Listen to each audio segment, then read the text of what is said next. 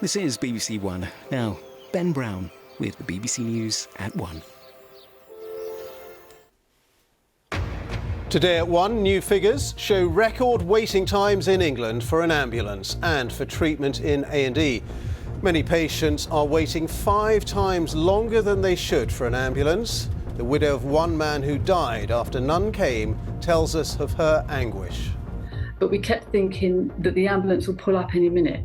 You know, we kept thinking, oh, it's going to arrive, you know, it'd be okay. And it just didn't. One patients group tells us that the pressures on the NHS this winter have become intolerable. Also this lunchtime. Russians fighting in Ukraine claim they have found the body of one of the 2 British aid workers who've been reported missing. Meanwhile, new footage shows Ukrainian troops being rescued on the front line as fighting rages around them. Calls for energy companies to stop making their customers use prepayment meters because they're struggling to pay their bills. Bumper Christmas sales for some of Britain's biggest retailers, despite the cost of living crisis.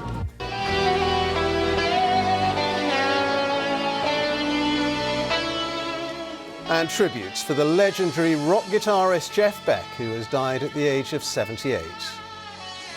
And coming up on the BBC News channel, Great Britain's Jack Draper will hope to be the headline maker in the first round of the Australian Open on Monday. He's been drawn against the defending champion Rafael Nadal.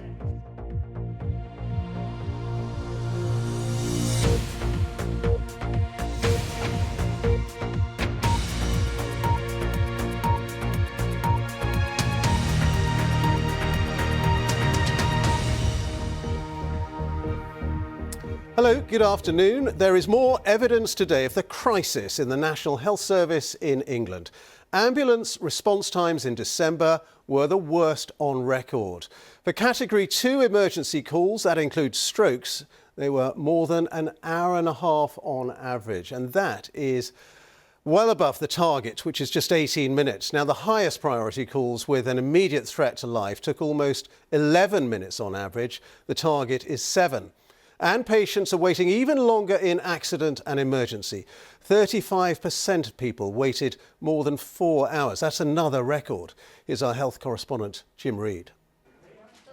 Long queues for ambulances, the most 999 calls ever, record waits in A&E. New figures today show, in blunt terms, the pressure the NHS is under. Martin Clark started feeling chest pains at his home in East Sussex in November. His family rang 3 times for an ambulance. We kept thinking that the ambulance will pull up any minute. You know, we kept thinking, oh, it's going to arrive, you know, it'd be okay. And it just didn't. After 45 minutes, an ambulance hadn't arrived, so his family had to drive Martin to hospital themselves. We just drove. We just drove to the hospital and we just drove at speed. I just unclipped my seatbelt and I held my husband and told him I loved him, and then that was it. He was gone. Last month was the busiest on record for the NHS in England, with high rates of flu and COVID filling up hospital wards. On average, ambulance response times rose to their highest level on record. For urgent Category 2 calls like a heart attack or stroke, the target time to get to a patient is 18 minutes. The average response now takes over 90 minutes. This comes as hospitals are operating above normal safe limits. In England, 95% of beds were full last week, with similar pressure across other parts of the UK. Firstly, the number of patients with flu, and secondly, the number of patients with COVID both peaked at around the same time during December. And now what that means is that around 10,000 patients were in hospital with flu or with COVID at the same time. And that is a really high number for both of them to peak at the same time. 1 in 8 hospital beds are being taken up by patients well enough to go home, but who can't be discharged because of delays finding the right social care support. That is all putting pressure on A&E and the ambulance service, with queues of paramedics having to wait outside hospital rather than getting back out on the road quickly.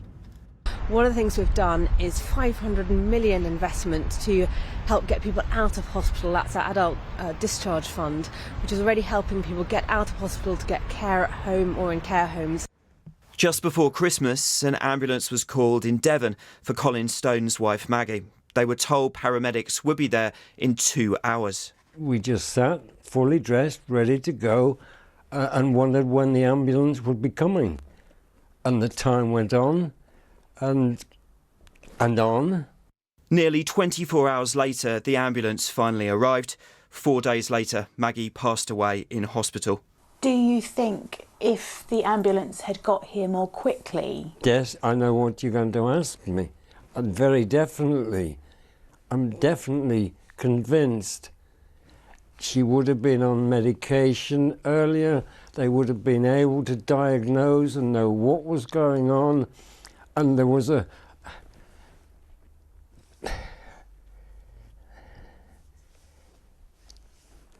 I can't continue that bit of the conversation. I really find that too difficult. The demands on the health service are one reason why ambulance staff and nurses say they've been calling strike action.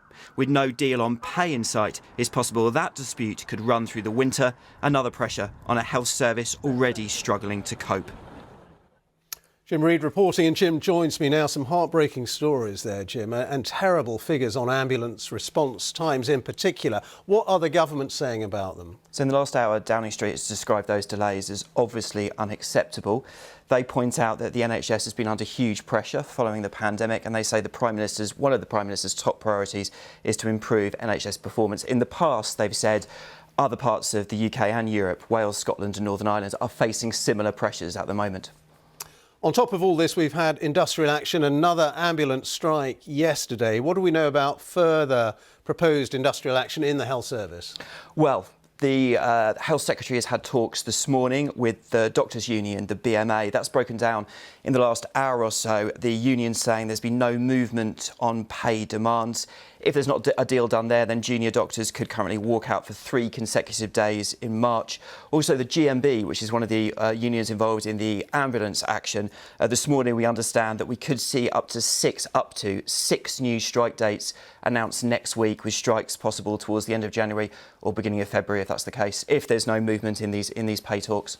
All right, Jim, thank you very much. Jim Reid, our health correspondent. And just to say, you can check on the situation with waiting times at your local hospital service just using the BBC's NHS Winter Tracker. That's at bbc.co.uk/NHS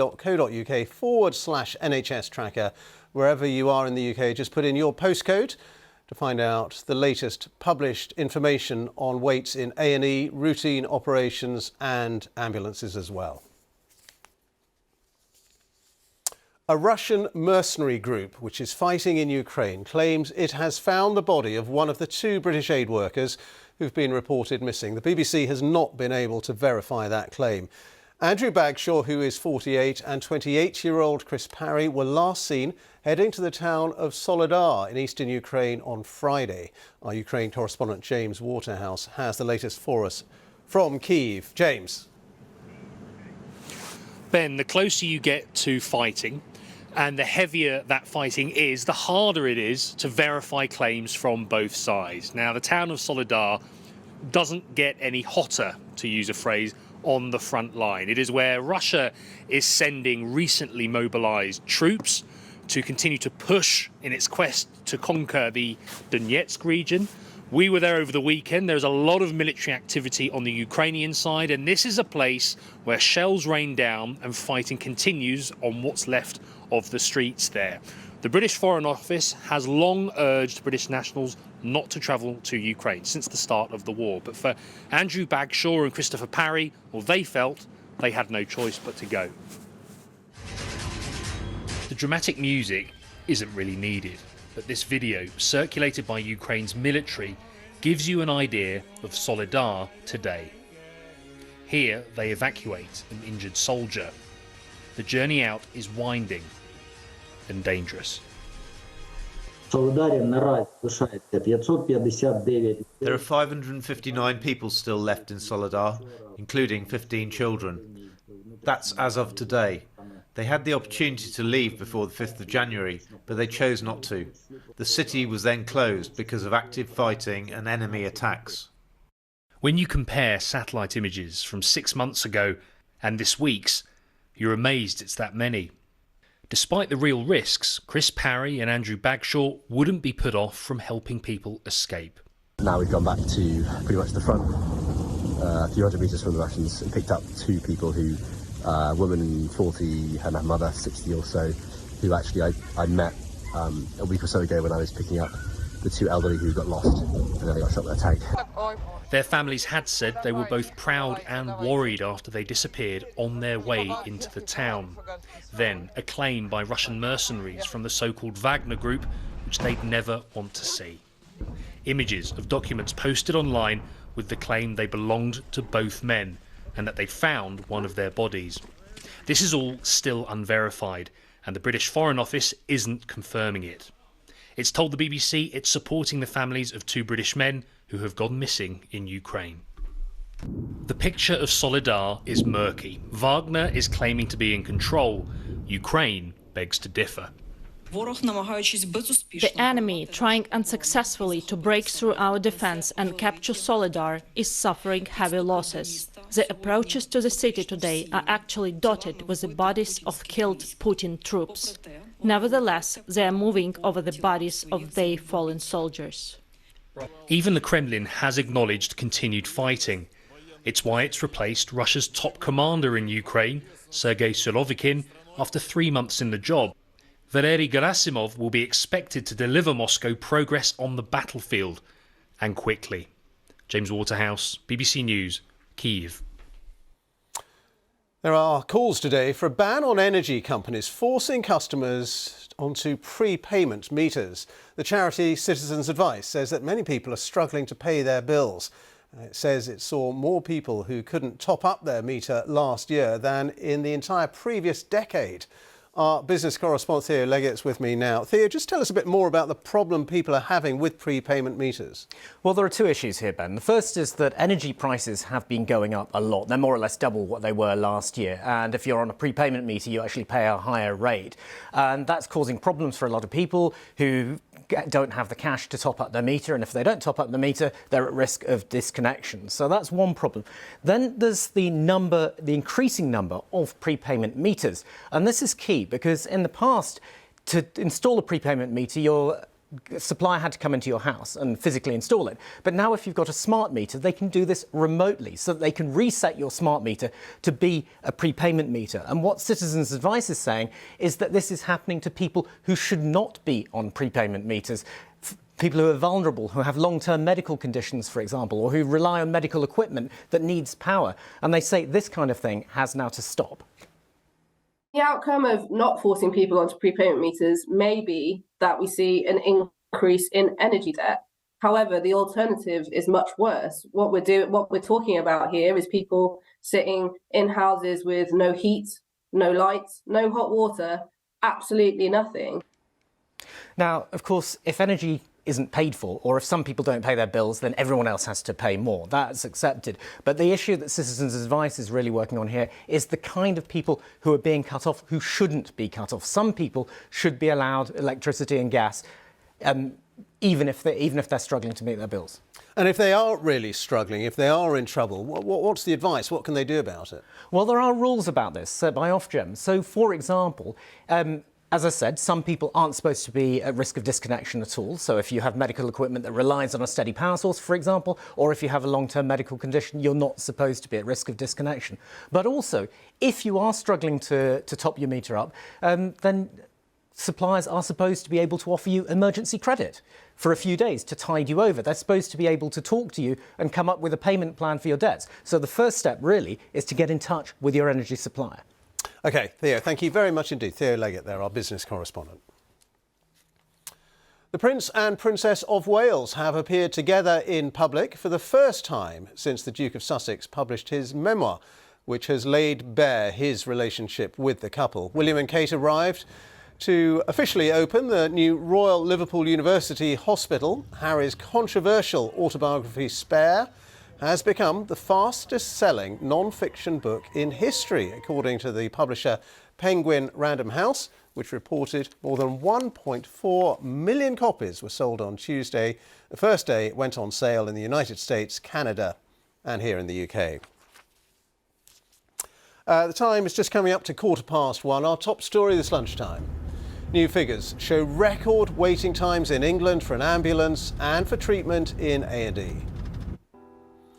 And coming up, a return to the stage for Sporty Spice. Mel C is put through her paces at London's Sadler's Wells. Coming up on the BBC News Channel, after they were knocked out of the League Cup last night by a rejuvenated Southampton, Pep Guardiola says Manchester City have some improving to do ahead of Saturday's Manchester derby.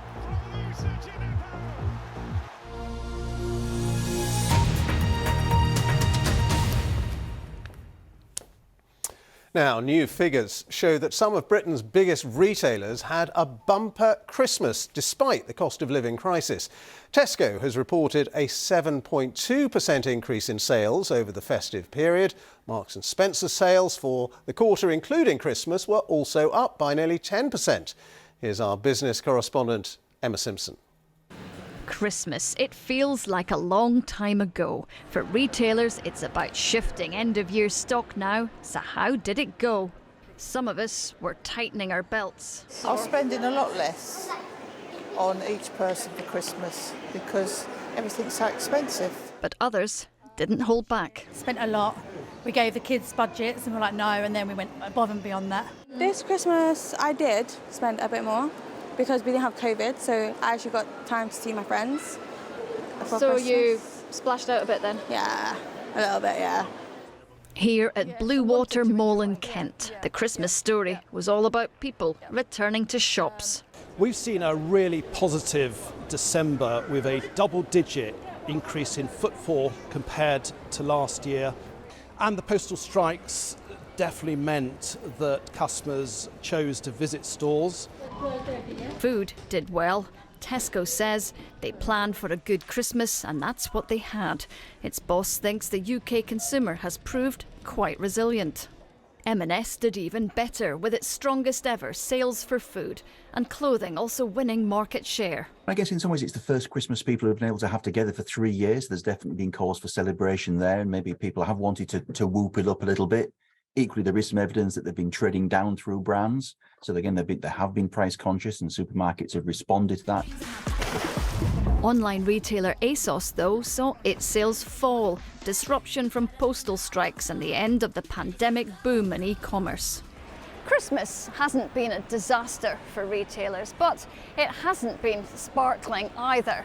For many, sales are up, but that's because goods have been more expensive. In other words, overall, people have been spending more, but buying less. And then there's this year. People's disposable incomes are going to come under even more pressure. So we think that the challenges for households are going to be particularly tough in the first half, and that will put even more pressure on many retail businesses. With credit card bills landing, was Christmas the last hurrah before tougher times ahead? Emma Simpson, BBC News. People claiming sickness and disability benefits could soon be allowed to keep receiving their payments even when they find a job. The plans are being considered as part of government changes aimed at getting more people back into employment. At the moment, benefits can be reduced or withdrawn altogether when a claimant does return to work. Efforts to resolve the row over the Northern Ireland Protocol will be raised during talks later between Stormont parties and political leaders from Dublin and London. The Labour leader Sir Keir Starmer's in Stormont to discuss the deadlock, which the DUP has cited as its reason for boycotting Northern Ireland's devolved institutions since May. A group of Afghan families who were brought to Britain after the Taliban took power are taking the government here to court. It's after their accommodation was changed, meaning their children had to leave their school. At first, the 4 families involved were housed in a London hotel, but then they were moved to the north of England. They have struggled to find school places for their children, and they say their education has suffered as a result. Here's our home editor, Mark Easton. Amid the chaos of the evacuation from Kabul in the summer of 2021, the UK promised a warm welcome to the families of Afghans who'd worked with British forces. They did right by us, and we want to do right by them. We want to help their children settle down in our country and get the education they need. That is our responsibility as a nation, and that's what we will deliver. But has the government delivered? 15-year-olds Marja and Najma fled Kabul with their parents, but since arriving in the UK almost 18 months ago, they've been living in Home Office hotels, and their education, they say, has suffered. I'm not going to school, I'm not studying. I come from Afghanistan to England because there is no study in Afghanistan, there's no study. They're both like the same. We don't have any good education in school and also in the hotels. Shoulders, shoulders, knees, knees. It was months before these Afghan child refugees got school places, and only then when worried teachers from Walworth Academy in South London forced the issue. Marja and Najma were among those delighted to be in class. But a year on, and the girls aren't here. The Home Office suddenly moved them to another hotel in the north of England without arranging school places for them. Look at the care that's been taken. Look at that. Wow. Isn't it glorious? That's a lot of work. Yes. Principal Jess West says she cried when she received handmade Christmas cards from some of the Afghan girls who were forced to leave the school. We know them, we love them, we look after them, we care for them. What's really difficult is to see them moving from a situation that was precarious, that we did everything we could to try and shore up for them, to another situation that isn't permanent and is just as precarious. Najma, studying for her GCSEs, must repeat a year because local schools have no Year 11 vacancies. Marja is having to study online with material provided by Walworth Academy. I think they broke their promise, and the hotel is like a jail. Abdullah, not his real name, was a sniper who worked alongside the British military in Afghanistan. For legal reasons, he can't be identified, but he's among those taking the Home Office to court over its treatment of Afghan families brought to the UK. They made a lot of promises.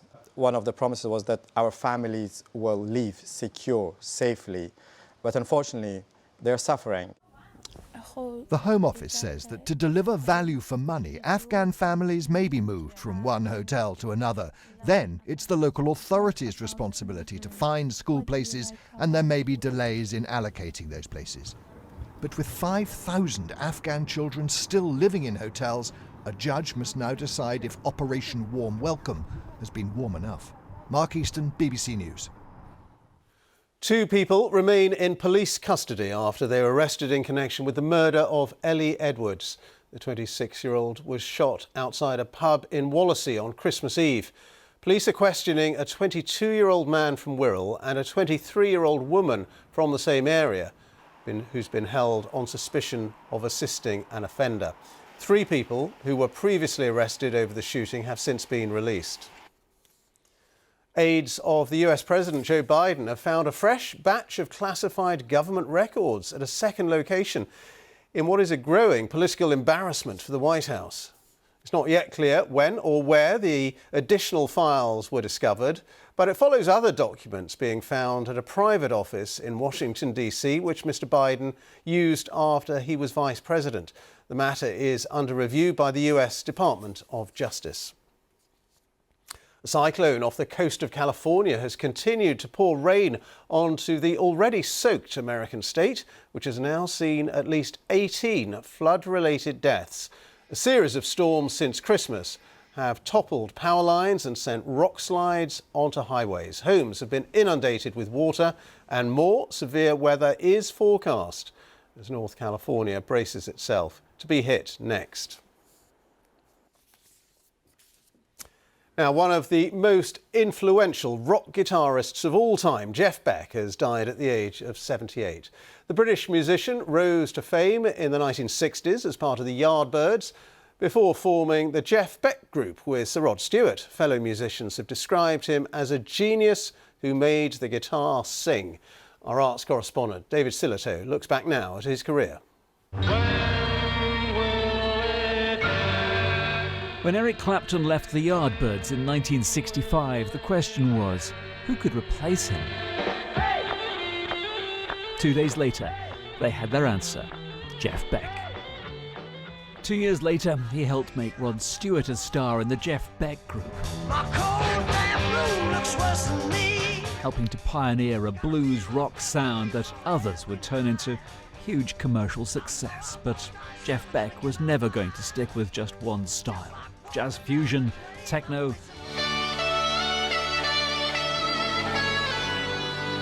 Here's something rather more classical. He tried it all. You probably should measure his success not by album sales, but by how he influenced those around him. He meant so much to so many of us.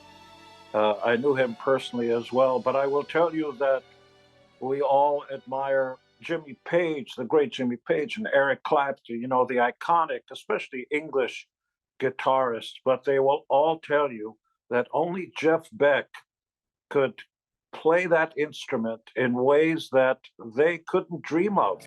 Other tributes today: Rod Stewart, Ronnie Wood and Mick Jagger. The Rolling Stones had tried to recruit Jeff Beck in the 70s. You're everywhere and nowhere, but what about his one big hit, Hi-Ho Silver Lining?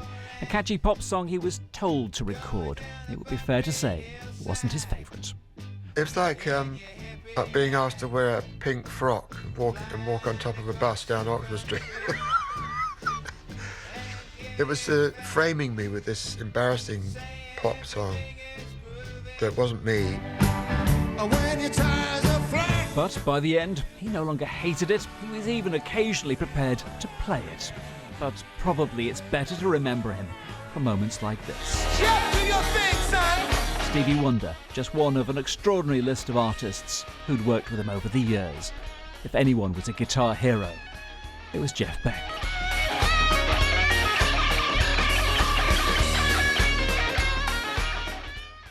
The brilliant Jeff Beck, who has died at the age of 78. Now, as the sporty one from the Spice Girls, Mel C made backflips her signature dance move, performing in front of millions of fans. Well, now, the Spice Girl, who turns 49 today, is making a different kind of debut at London's Sadler's Wells Theatre. Our arts reporter, Sophie Van Bruggen, has been along to meet her.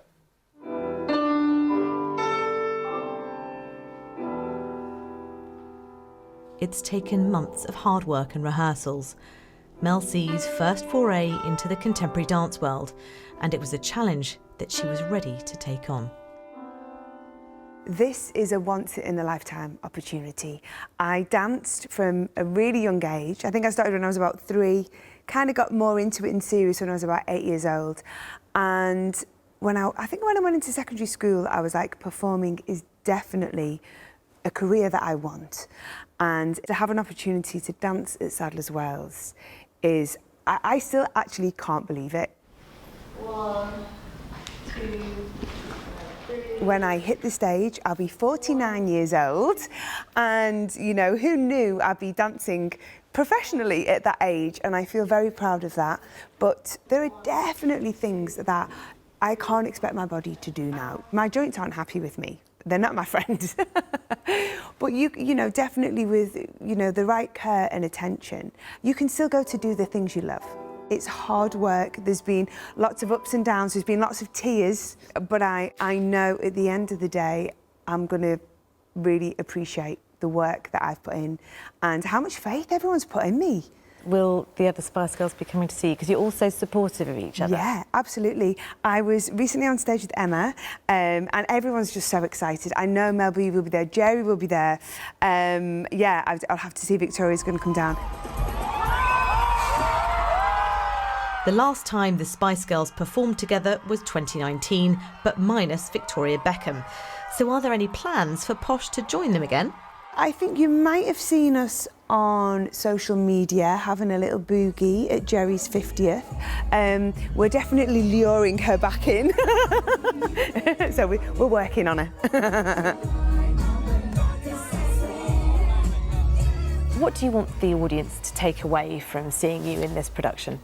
I really want them to be moved. You know, I want them to feel the emotion. It's a world of magic, and that's what captured I feel emotional. That's what captured my imagination when I was a child, And now whenever I get on a stage, when I go to like sound check or rehearse, I just look out and I remember how I felt as a child and how it just captivated me. And that's my life. That's what I do. I continue to do that, and hopefully I'll do it forever. Mel C there, speaking to Sophie van Bruggen, our arts reporter. Conservationists say they are the world's rarest chimpanzee, but now there's a newborn addition to the family of the western chimpanzees at Chester Zoo. The baby chimp has been described as a small but vital boost to the global population of the species, which is under threat in the wild. In line with the tradition at Chester Zoo, the chimp will be named after a pop or rock star in the next few days.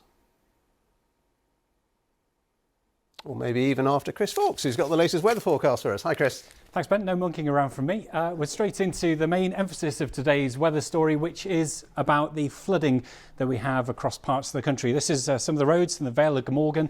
We've had some disruption on the railways as well in Wales, with trains struggling to make it through the floodwaters between, for example, Cardiff and Caerphilly. So check before heading out today. Lots of flood warnings in force, 57 in England, another 20 for Wales, a couple in Scotland as well. So we do have some poor conditions out and about this afternoon. This is the area of cloud that's brought heavy rain, but if I just zoom out into the Atlantic, we're looking at the next weather system developing just to the east of the United States. That's going to be bringing some heavy rain back into our shores for Friday night, so we're not done with the flooding story just yet, even though through the afternoon, actually, for England and Wales, brighter weather will be moving in. Now, we are looking at a zone of very strong winds through this afternoon, affecting Northern Ireland, across the northwest of both England and Wales, and with gusts running around 50 to 60 miles an hour for the most part. Well, that's strong enough to bring down a few tree branches and perhaps one or two trees. So the winds themselves could also cause some disruption this afternoon. All the while, it's mild. Temperatures 13 degrees in London. That's 6 degrees above average for January. Now, overnight tonight, it stays pretty blustery. There'll be some further bursts of rain working in across central regions of the UK, showers across Scotland, something a little bit drier to the south. But because it stays windy, it doesn't get that cold for a January night. Temperatures 3 to 7 degrees. Now, tomorrow, it does stay pretty windy. Not as windy as this afternoon, but the wind's calming down a little. Blowing the showers through, there'll be perhaps some lengthier spells of rain for a time into West Scotland and northwest England. But otherwise, I think overall a brighter kind of day. Temperatures still on the mild side, 7 to 11 degrees Celsius. Now through Friday night, that area of low pressure I showed you developing on the satellite picture, well, here it comes. Another zone of very heavy rain, again hitting those same areas that have got the flooding concerns at the moment. So another round of flooding looks pretty likely. And into the weekend, well, the worst of the rain does clear out of the way. It will then be followed by blustery showers. And what you will notice as we go through the weekend, although it stays quite windy, is we'll start to get some colder air moving into northern areas for the second half of the weekend. And that is a sign of things to come, because next week we're going to get a blast of cold northwesterly winds working across the country. With that, there's going to be widespread frost. There'll be quite a few icy patches around and snow showers. It's so cold that those snow showers will come all the way down to sea level. But that's a tale for another day. For today, the main story is about the risk of some localised flooding, Ben.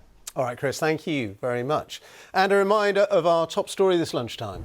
New figures show record waiting times in England for an ambulance and for treatment in accident and emergency units in hospital.